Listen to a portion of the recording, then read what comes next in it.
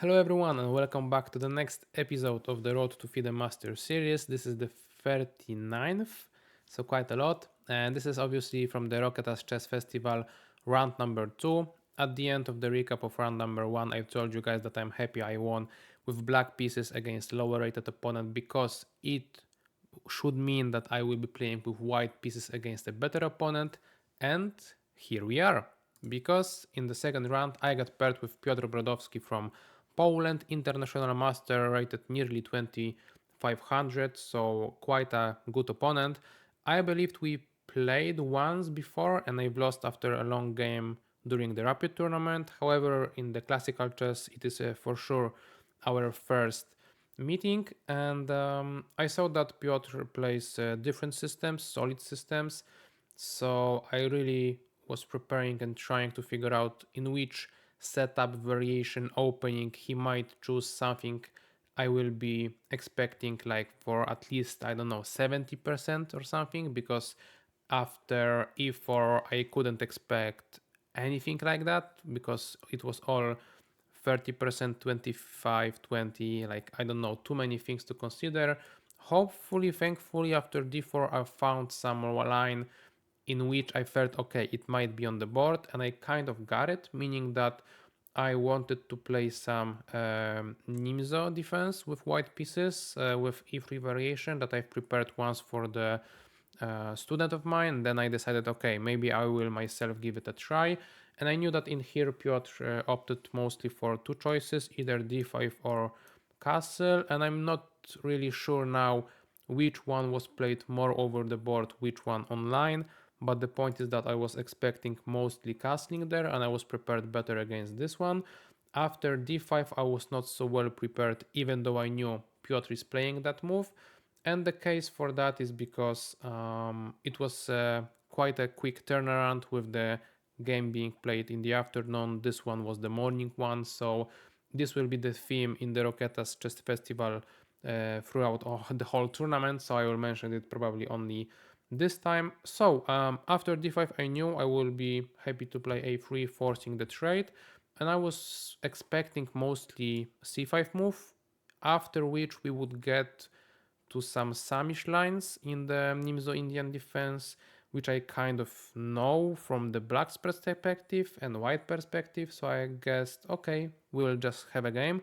However, my opponent opted for c6, so even though I knew that it cannot be that much of a challenging move, I was out of preparation for sure already now on move number 6, which is not ideal when you play International Master, but I decided to not be so scared yet, and I decided to finish development normally, so bishop d3 seemed natural, and at this point I was debating between playing knight e2 or knight f3. I decided to go for knight e2, kind of like a similar setup in the Samish variation, in which f3 is the often on the board. However, both in here and also in here, there was some interesting choice for the opponent in the e5 move. E5 move, the basic idea is that after I take, at the end there is always knight g4, hitting here, so there will be no pawn disadvantage for black, and my king will be out of castling rights. My pawn structure will be not so great, and all I have for it is the bishop pair, which may not be that active in that structure, etc, etc. So that's the idea that black can keep in mind. Therefore, perhaps already in here, or at latest in here, I should have thought about something different. Thankfully though, my opponent remembered the e5 idea, but in a little bit better setup for myself, because he firstly took on c4 and only then pushed e5, and it's a better option because as of now I don't really have to react to it that much. And also in like isolation, I feel like this move is purely an inaccuracy, because it allows my bishop to be more active either on this diagonal if the pawn stays on e6, or on this diagonal if the pawn goes up to e5. So I was happy with what's going on the board. And after casting queen c7, I decided, okay, now this is the moment for me to think about what to do next, because I'm not familiar with the structure, with the ideas, with the variations, so I need to figure that out over the board, and I considered few options. F3 was on my radar because, as I've said previously or 2 times already, is the move that you see in those variations. I was just not sure if in this setup particularly too. Other moves I considered were d5 with the idea of queen d4, but it was like a hopeful try to exchange queens and make a very like eyes begging eyes and ask for a draw, so it's not the way to go, I guess. And f4 seemed counterintuitive, even though still it was on my radar. So the healthiest move out of all, I felt like it's a4, and that's what I played in the end. The goal of this move is simple. I am stopping b5, I am opening the a3 square for the bishop, so seems natural. My opponent went for rook e8, and since the move is weakening the f7 square, I decided to try queen b3 because at least I am stopping like knight b to d7 ideas, because f7 pawn would be hanging and other moves like that. And I was thinking, okay, what my opponent will play against that, and he opted for bishop e6, inviting me to exchange bishops. And even though I'm losing the bishop pair, I felt like, okay, that's nice for me, because after takes I can play f3 with the idea of playing e4. So if ever during the game my bishop would be still on the board, somehow would be forced to drop back, those pawns might be blocking him. And right now it will not be the case. Also, with pushing the pawns to the light squares, I was hopeful for my bishop that he might achieve something in this game. And yeah, that's more or less that. And in here I expected knight b to d7 mostly as a natural developing move. c5 was always on my radar because I was thinking, okay, what to do against that, and I was more than happy to see that move because I would take, play e4, develop the bishop, and so on. Yeah, great position. My opponent went for e4, and I felt like it cannot be good. Therefore, I did not include it in my calculations before, to be honest. Why did I think that? Well, I felt like just purely by putting pressure to the pawn, it will be sooner or later exchange on f3, so I would be then allowed to play e4 anyway. So why as black would you give up the only central pawn that you have left? So that was more or less my thinking process. Therefore I did not include that move, but if it was played I need to cover it, right? So I decided to play knight g3 in the end. I was thinking about, okay, what does this move changes? What does this move change in the position? I felt like it gives up the f4 square, so I was thinking about knight f4 at first, but from the f4 square there are not so many great possibilities for the knight later on, and from g3 there are. I am putting pressure to the pawn. f5 square might be the square to jump to, etc. So feels like a better square for the knight. My opponent opted for queen b6 with the hopes of getting queens off the board. I obviously refused to do it. I opted for queen c4 because at that square my queen seemed the most active. And then here queen a6 happened, and still I don't want to take the queen. The question is, where do I go back? And queen a2 is a little bit strange as of now. Nevertheless, I have to consider it because the only other way to play would be to go to b3. However, I kind of wanted to see if my opponent is willing to repeat the moves or not, because objectively I am actually a lot better. I knew and I felt I am better. Okay, the question was how much, but still I felt like I have a decent position. So I went back, and my opponent went back. So immediately at that moment when you are playing such a high rated opponent, you have the thoughts, okay, should I repeat? Is a draw good enough? Because okay, I have the better position, but he is a better player. And you can be stuck in your mind thinking about those things instead of thinking about the position. Therefore, I'm really happy about my choice because I decided to go by the objectivity of the position, not caring about the ratings of the players, and I went against the repetition and I played queen a2. So only after the game I found out, after talking with my opponent, that well, he is a better player, so why would he repeat, right? So after queen c4 he would actually continue with the ef3 perhaps, same as in the game. However, my queen would be slightly better placed, so maybe it would be a better choice for me, but I cannot be result oriented. I am, let's say, decision oriented, and my decision was more than fine, so I'm happy with that. As happy that I even put an exclamation mark to this move. And the point is that I am avoiding the queen trade. I am willing to play rook b1 perhaps, and I decided to play queen a2 here instead of there, because after queen a2 now the queen is placed in such a way that maybe queen d3 will be an annoying move. I don't have a clear way to get rid of the queen, so that's why I firstly repeated and then played queen e2. And at that point, my opponent took on f3, which I was happy about, because as I've said, I will be grabbing more and more space in the center. So in this situation, I was really, really hopeful. However, at the same time, I felt like position is changing so dynamically and so quickly that I am losing like control over it, meaning that I felt like I'm solidly and a little bit better, slightly better, but in a solid fashion, nothing to worry about. In here, I felt like my advantage is growing and growing. My opponent has to do those funny looking moves with the queen all the time in order to play like something. But I knew that position will complicate shortly, and I was a little bit stressed because of better player, not so much time, sharp position. So normally, if I would be playing more often in the tournaments like that, I guess it would not be the case, but in here it was. So that's the introduction to the position, let's say, because as of now I decided to play queen c2, controlling this d4, d3 square from the opponent's queen. He went for c5, which I did not expect, similarly to the other choices, let's say, and changing the situation a lot because I am giving up now the dark squares in the center, which my opponent is trying to take from me. And I was unsure what to do. Should I go with the bishop to like this diagonal, or here to control e5 square, or here to attack the bishop?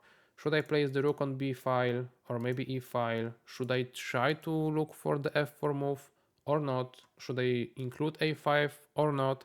So plenty of questions, plenty of imbalances in the position. Time is ticking. And usually when that happens, instead of trying to figure out the position strategically, I am going for some tactical resources, because then at least I have some guarantee that if I calculate all right, the position will no longer surprise me in a sense. And I believe that's why I went for the knight f5 move, with the idea of then playing queen g2, like setting up the mating trap, you may say. Obviously, it's not working against such a guy, but the point is that I mentioned f5 square previously as a one that my knight would feel good on. That's one thing. Another thing was that if g6 was played, I would be happy to jump back to e3 with the idea of pushing c4, and then I would be solid enough on the light squares, and then I would finally find a place for my bishop. I would not have to make all the choices all the time with each move. My position would be just simpler, and that's what I was aiming for. However, my opponent opted for knight e5 first, and after that move I calculated pretty long variation, pretty complicated one, not so correct one, let's say, but as I've said, it was my, let's say, weapon in a strategically tough position to go for tactical resources in order to simplify the matters, if that makes sense. So what's my point? My point is that after queen g2 g6, the best approach would be to try to activate my bishop finally, because it has not moved ever in the game, and the move would be, for example, bishop g5. That's what's computer suggesting, that what my friends told me after the game that I should have played. Simply going for some activity, use of the weak dark squares in the opponent's camp, etc. I, on the other hand, went with the f4 move, which, as you can tell from the eval bar, drops my advantage completely. But I felt like in here I have some tricks, and if those tricks don't work, at least I am not, let's say, losing. So that was my mindset, let's say. What are the tricks? The tricks are, if the knight to g4 is played, I have knight g3, going back from the pressure to the knight, protecting the e4 pawn, and threatening with the h3 move, making the black knights very misplaced. So for example, let's imagine opponent played like, I don't know, something. I have h3 and I have f5, and even though this move seems counterintuitive, it's all about the knight here on the side of the board. I might be getting the knight advantage, simple as that. Some king g7, then I calculated some takes, some knight h5, f5, so plenty of tactics, as you can tell. That's what I relied on mostly, and the point is that that is the trap, let's say. And if my opponent jumps to d3, which I felt like should happen because it's the best objectively move, I have the e5, and now I guess that black is the one that has to be precise, and if he is, he might be like, you know, equal or something. So yeah, and that's more or less the situation. And knight d5 is the move suggested by the computer, but I don't like it, and I'm not sure if I even considered it. Also because of the fact that I can simply try to play knight h6 check, getting away from the attack and attacking here. So king g7 is the only move. And first of all, I can try to play like that, making the king go up the board, so it's never pleasant as a human being, and computer can say whatever it wants to.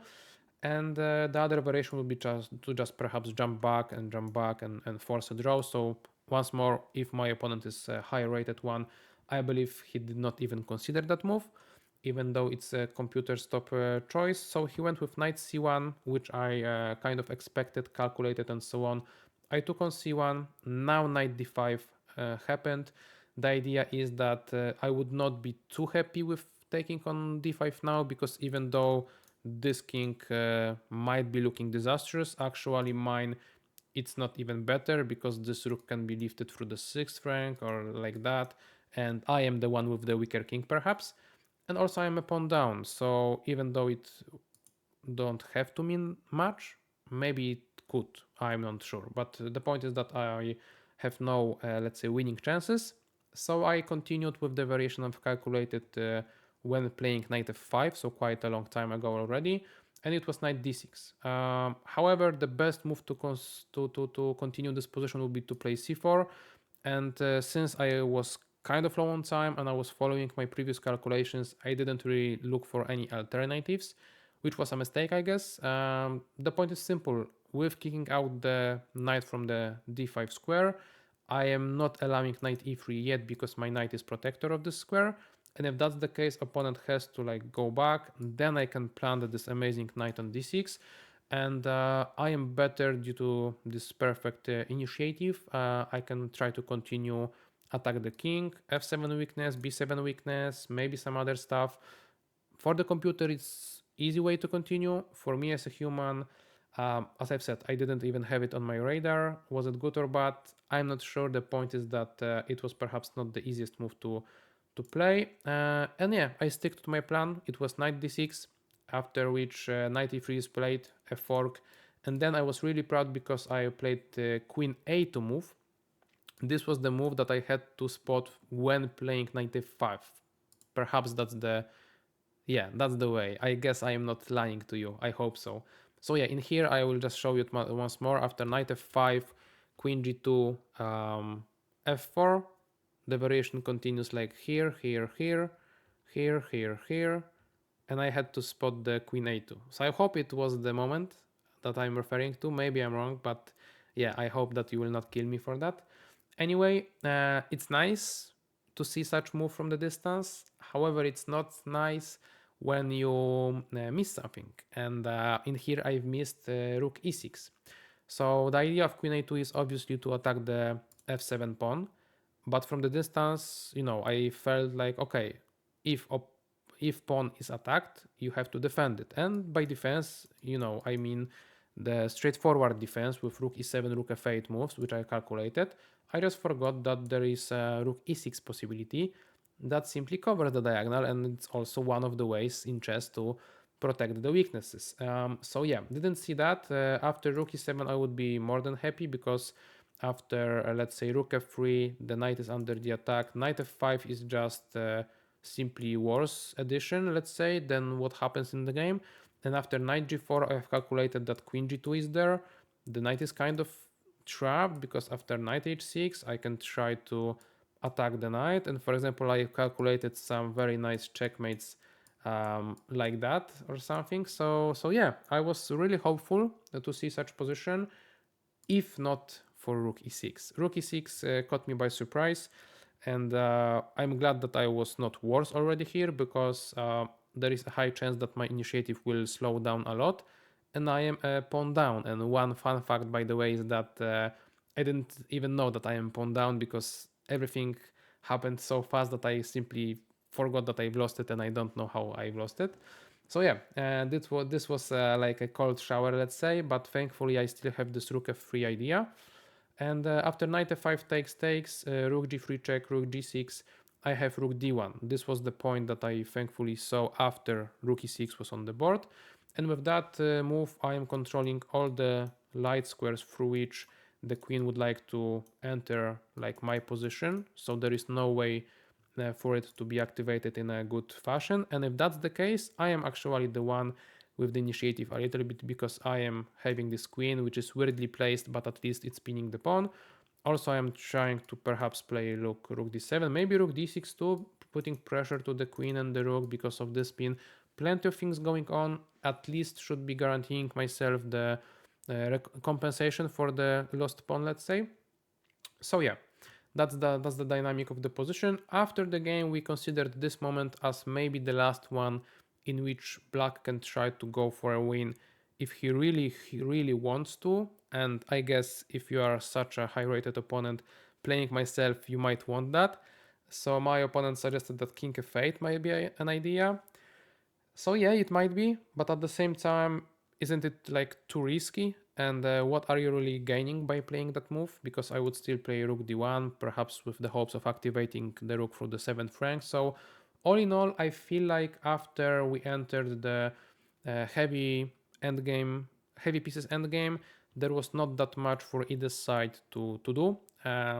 Such endgames are very concrete. Either you are winning or not, and it's quite hard to change that, I believe, especially with so many heavy pieces on the board. So my talking point is that my opponent tried his best to still do something, and he opted for queen c6, queen e4 maneuver, trying to hit the pawn, threaten with some checks, maybe hitting this or that. But thanks to the spin, I can just simply take on g6 once and then twice. My rook is safe there. And if that's the case, king f8 is the only way to continue. After rook f6, I am creating enough counterplay, and by that I mean the checkmate threats that my opponent really does not have that much going on for him, other than simply now trying to deliver the perpetual checks like that perhaps, or maybe playing c4 trying to stop the diagonal, but now I can play queen d2 protecting the pawn check, threatening with entering the black's position anyway. And since that happened, my opponent played rook e8, and after which I gave a check, and king g8 was a move that does not change that much. King g7 would be a very similar, because I would now try to sacrifice my rook on f7, and now the case is that I will be simply delivering the perpetual check. Black king has nowhere to escape to, and the same thing happens after king g8, because I can play rook g6 here, and that's the moment when I proposed a draw. That's the moment when my opponent accepted it. Was I like not willing to push more for a win? Not really the case, because in here, like objectively, I cannot do much else. As I've said, this situation is very concrete. It's just simply 0.00.